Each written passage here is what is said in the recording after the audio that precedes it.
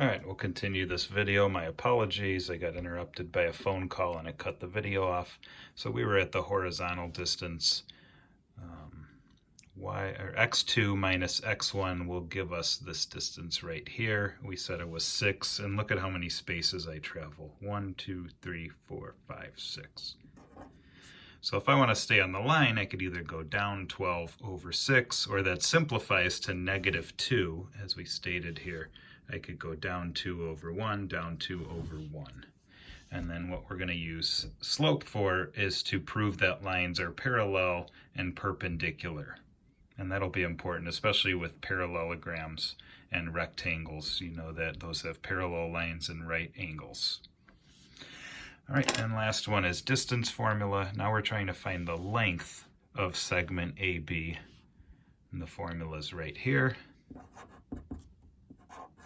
So we have a big square root. And then we're taking x2 minus x1, so second x minus first x. And we actually just found that down here, so I really should use red for that. Okay, but if we did not have the slope formula already, we would take second x of 2 minus first x of negative 4.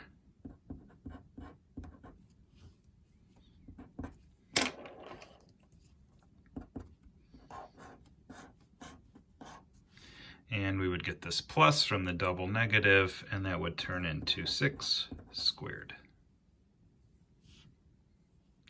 Okay, and then we would go second y minus first y, so that's negative 6 minus positive 6. That gets squared. If I lose and I lose more, I'm a big loser, so negative 6, losing 6 more, that's negative 12. And then we're going to raise both of those to the second power. So 6 to the second power is 36. And negative 12 to the second power is positive 144. It's important you realize anytime you square a negative, it becomes positive, because it's a negative times a negative.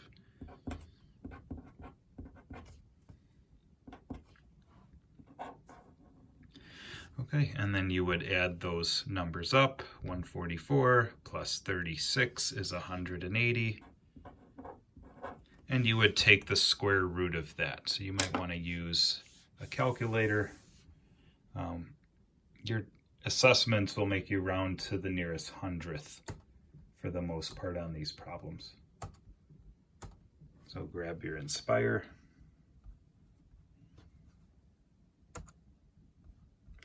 Take the square root of 180. Whoops.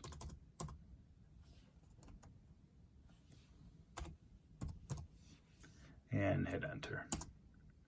13.42.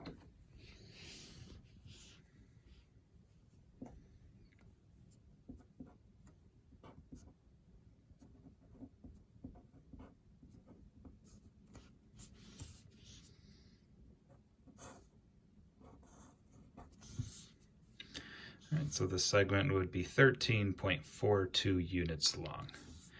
Okay, and distance formula is derived from the Pythagorean theorem, so if you do forget this formula, we have our side lengths already. Remember, this is x2 minus x1. There's y2 minus y1. We can use Pythagorean theorem, which everybody is usually more comfortable with. A squared plus b squared equals distance squared, my diagonal, and then you square both and take the square root. You will get the same answer. We're going to use distance formula to prove that segments are congruent.